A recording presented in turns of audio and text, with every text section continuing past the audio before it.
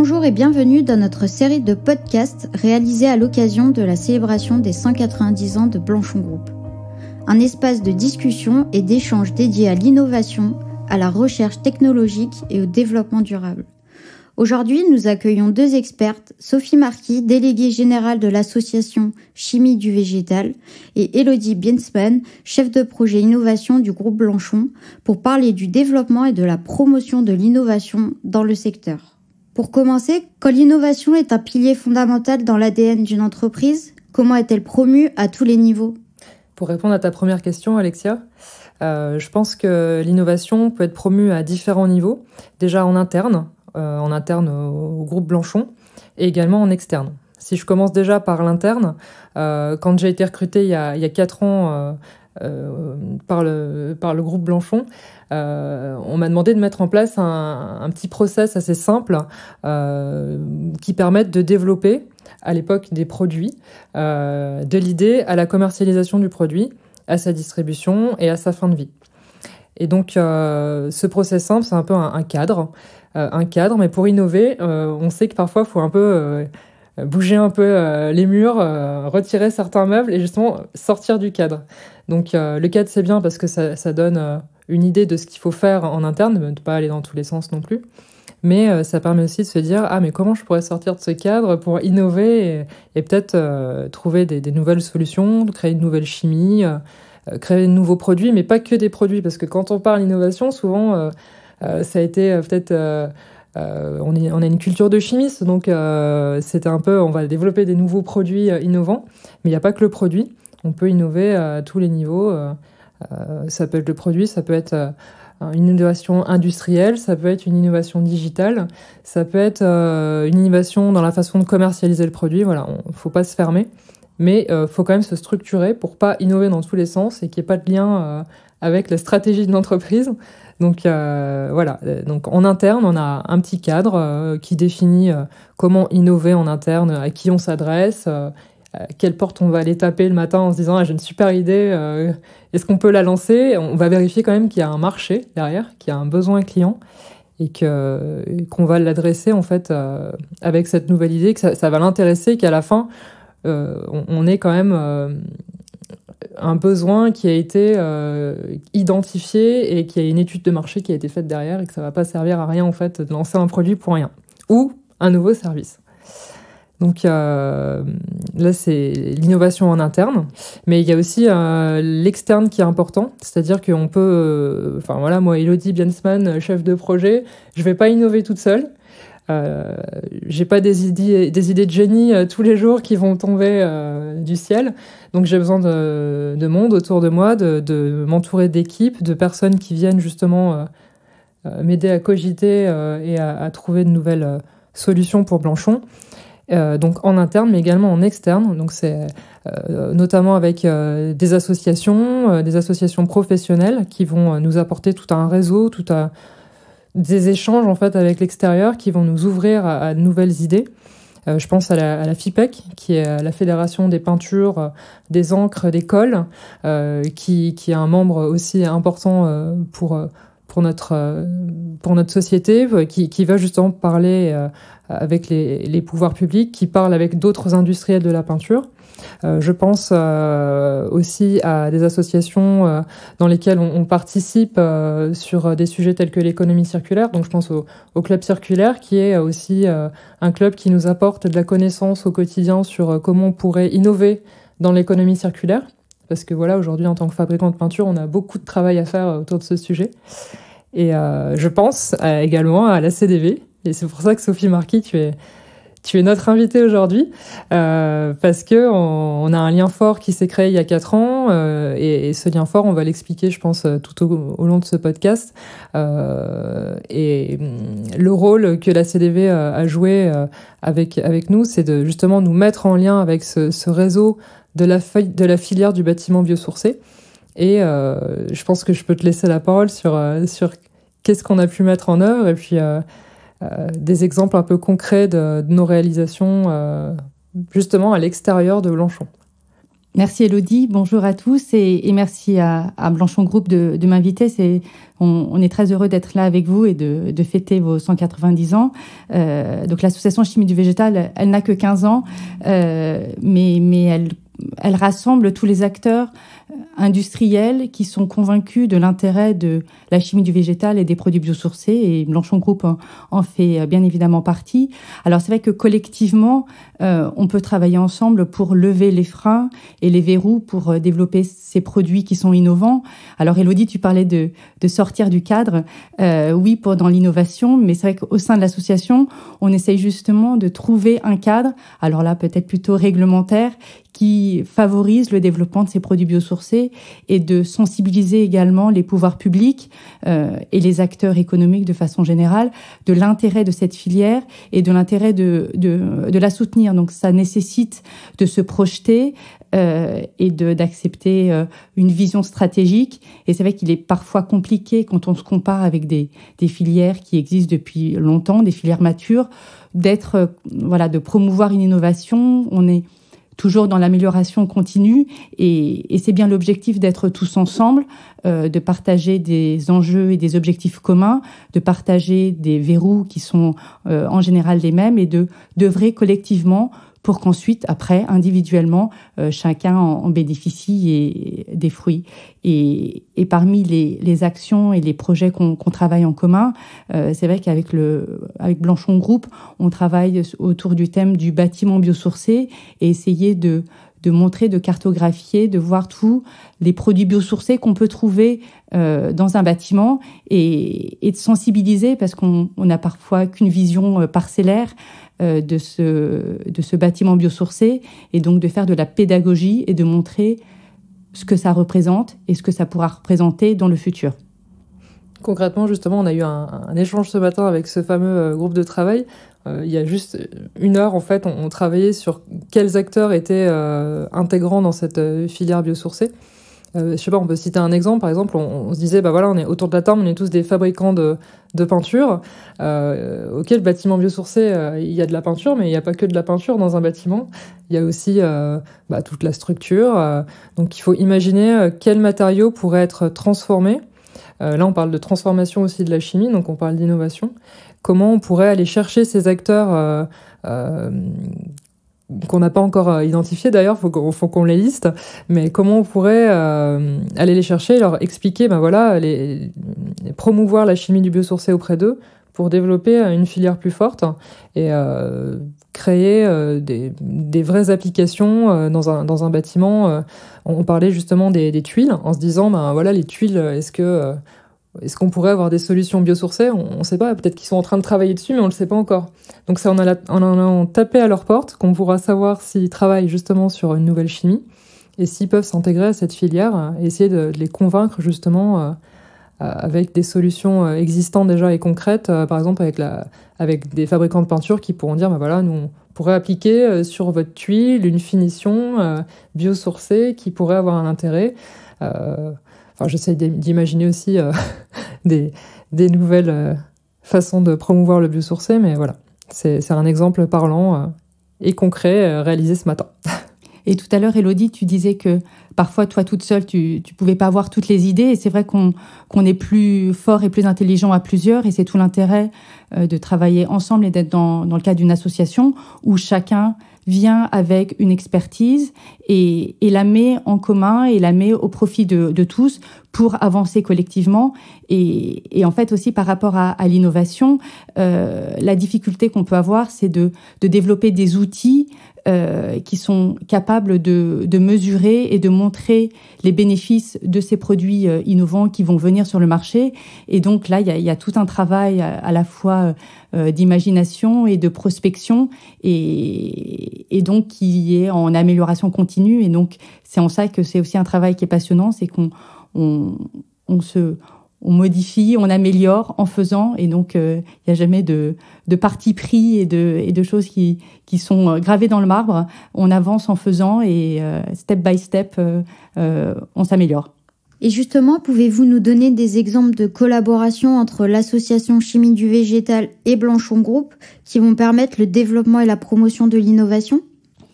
Au sein de l'association Chimie du végétal, on a de nombreux acteurs de la filière et qui sont sur des marchés applicatifs très variés, qui vont de la peinture, la détergence, la cosmétique et de nombreux autres. Et en fait, tous les acteurs se sont réunis pour déjà définir de façon commune ce qu'était un produit biosourcé et comment le mesurer. C'est déjà là un point essentiel de parler le même langage et d'avoir les mêmes outils de mesure.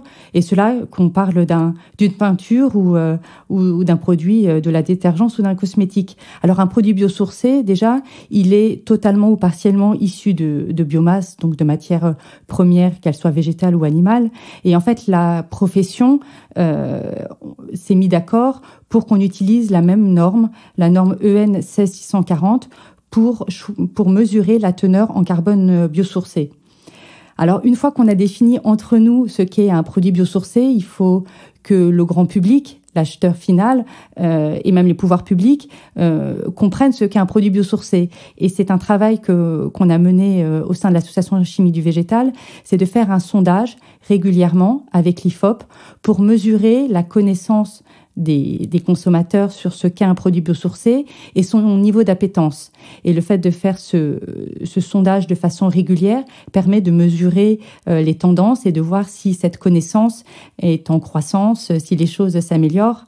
Alors on se rend compte que on a toujours, malheureusement, une faible connaissance de ce qu'est un produit biosourcé. Mais dès qu'on explique au grand public ce qu'est un produit biosourcé, là, on a une très, très bonne perception et une perception très positive donc, des consommateurs sur les produits biosourcés. Donc ça, c'est un axe de travail qu'on a et qu'on travaille avec Blanchon Group sur la promotion des bénéfices des produits biosourcés et de la reconnaissance des produits biosourcés dans la composition des produits.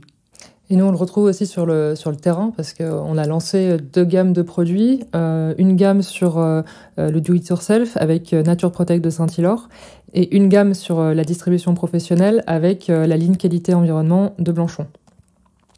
Et donc, ces 2 gammes nous ont permis, sur ces 2 marchés différents, parce que c'est pas les mêmes consommateurs finaux qui vont utiliser les produits, on a pu voir que ce qu'ils avaient en commun, c'est qu'ils recherchaient déjà la performance du produit. Forcément, ils veulent que leur chantier soit bien fait et que la performance qui est inscrite sur l'emballage soit bien à la fin ce qu'ils vont avoir sur leur chantier. Donc s'ils achètent une lasure, ils veulent que la lasure soit bien appliquée, qu'elle dure dans le temps et voilà.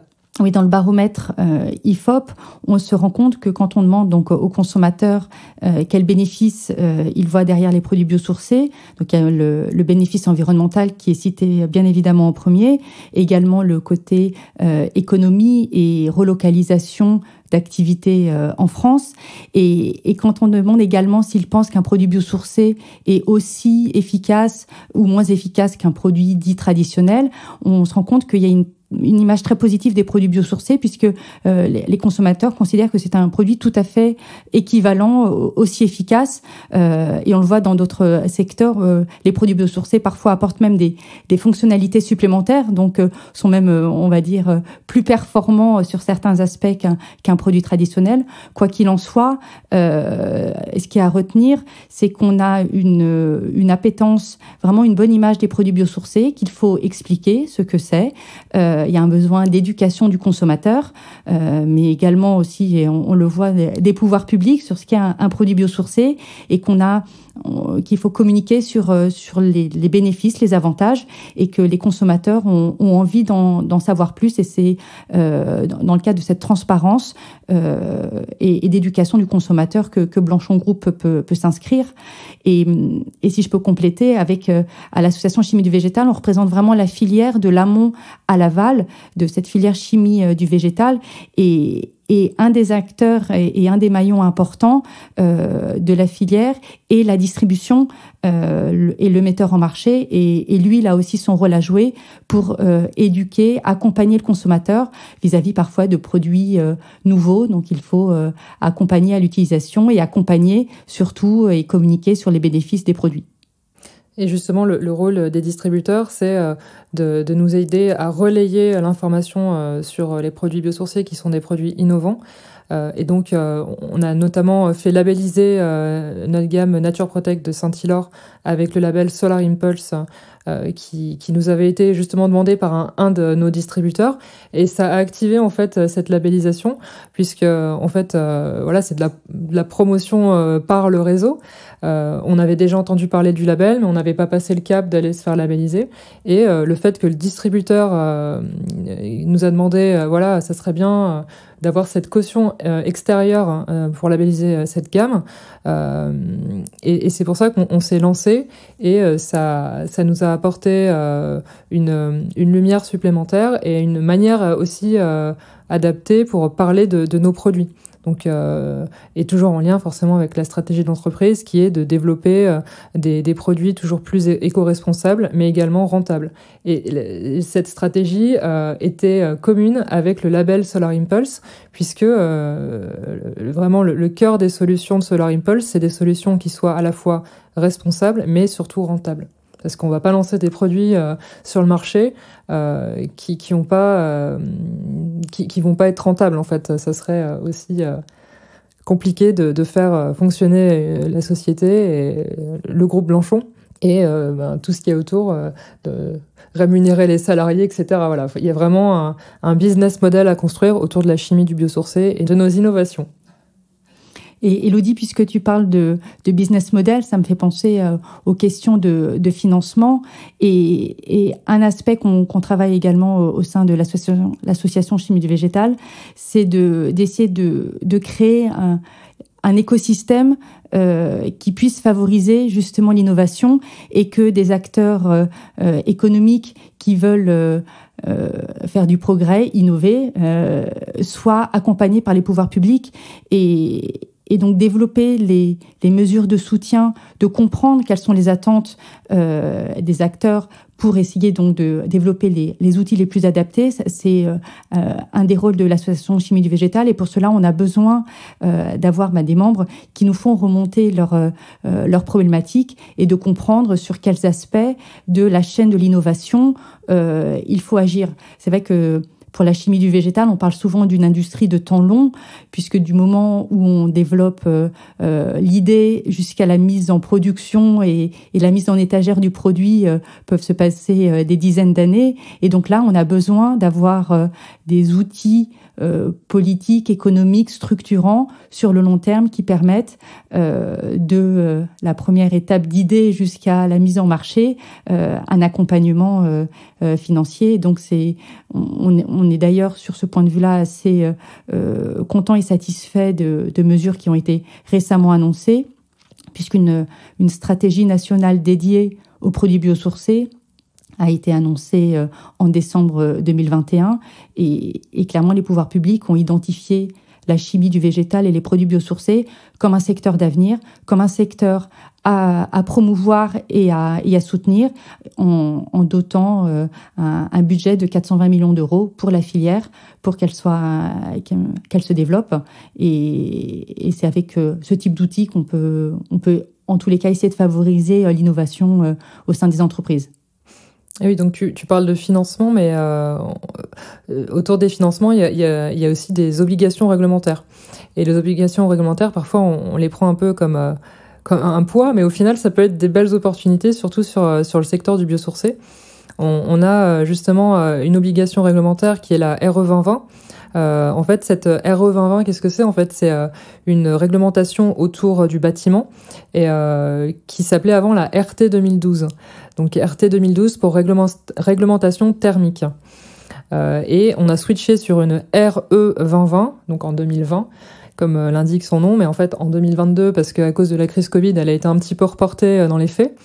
Mais cette réglementation, en fait, elle est autour du bâtiment au niveau de la partie énergétique, thermique et environnementale. Ça donne vraiment une dimension un peu plus importante par rapport à avant, où c'était que le thermique qui était jugé, et maintenant on a vraiment la partie énergétique, thermique et environnementale.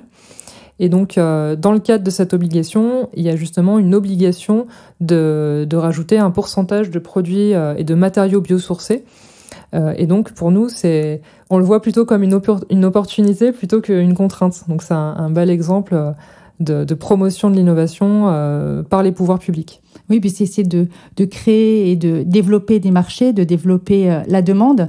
Et un autre axe, donc là, jusqu'à présent, on parlait beaucoup du consommateur final, ou en B2B ou en B2C, mais on oublie de dire que l'acheteur public, l'État, est un acheteur en tant que tel et important, et en complément donc de cet lien avec le consommateur final, il faut avoir en tête que les acheteurs publics vont être invités à verdir leurs achats publics et d'avoir dans leurs commandes publiques des produits qui ont un bénéfice environnemental. Et les produits biosourcés sont cités comme tels, comme produits à favoriser par les acheteurs publics dans leurs achats.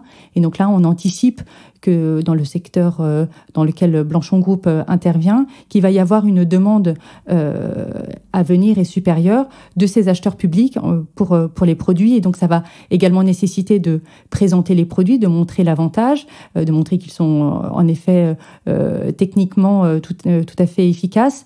Mais ça va aussi développer la demande en produits biosourcés. Donc, voilà, on œuvre à la fois pour le consommateur final, mais également vis-à-vis des acheteurs publics. Et pour terminer, prenons un peu de hauteur. Comment innover pour anticiper les besoins des consommateurs et des utilisateurs du futur ? Alors, l'innovation crée de la valeur, ça permet aux entreprises d'explorer de nouveaux marchés, donc c'est stratégique pour l'entreprise et pour Blanchon Group. Et pour répondre à ta question, Alexia, juste un petit commentaire et un témoignage des membres de l'association Chimie du Végétal, la CDV, où je vois qu'ils innovent sur l'axe produit, mais aussi sur l'axe technologique. Et peut-être que c'est un point aussi à travailler, donc le produit final, mais aussi sur la façon de le produire. Clairement, un produit innovant doit répondre à une attente d'un consommateur, doit trouver son marché.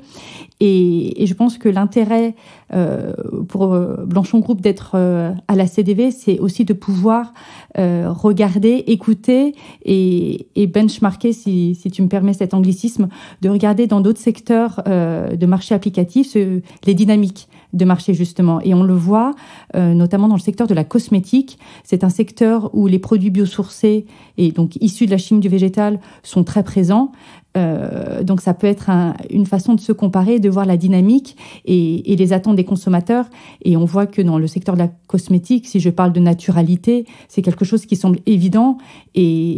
Et donc, pour d'autres secteurs applicatifs, on peut regarder ces dynamiques de marché pour anticiper, parce qu'un consommateur, il reste un peu le même devant tous les étals quand il fait des courses ou que ça soit même en B2B.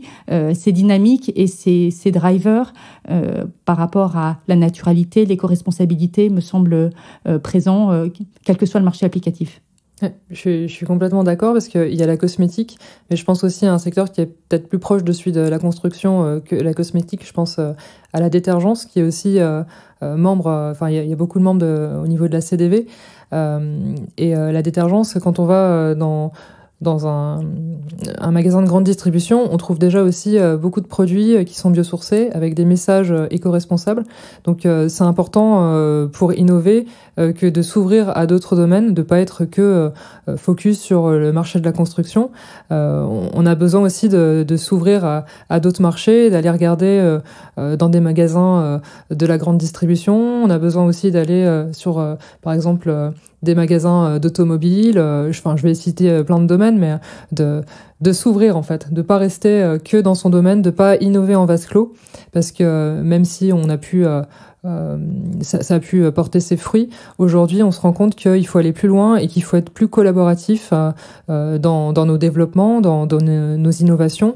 Et donc c'est en s'ouvrant à l'extérieur, en innovant avec d'autres membres que Blanchon qu'on arrivera à innover.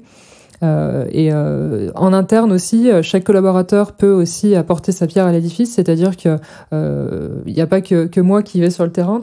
Tous les collaborateurs peuvent aller sur le terrain et voir des choses un peu qui sortent de l'ordinaire. Ils peuvent justement partager ces infos, qu'ils la gardent pas que pour eux et qu'ils puissent la partager. S'ils ont par exemple des clients qui ont aussi des réflexions similaires sur des sujets, de les remonter, parce que ça peut aussi nous apporter beaucoup d'informations et ça peut nous faire changer aussi nos façons d'appréhender les produits, même ça peut faire changer nos futurs usages, hein, c'est-à-dire qu'aujourd'hui on applique d'une certaine façon nos produits, est-ce que dans le futur on les appliquera toujours comme ça? Donc c'est vraiment se projeter dans l'avenir, c'est un peu tester de nouvelles façons de travailler, de nouveaux usages et de toujours aller vers le futur du marché de la construction. Encore une fois, nous manquons de temps. Quand on parle d'innovation, tout va très vite. Un grand merci à toutes les deux de nous avoir rejoints et de nous avoir éclairés sur ces sujets passionnants. À très vite pour un nouveau podcast, toujours consacré à l'innovation, pour vous en révéler d'autres facettes. Parce que l'innovation est dans notre nature.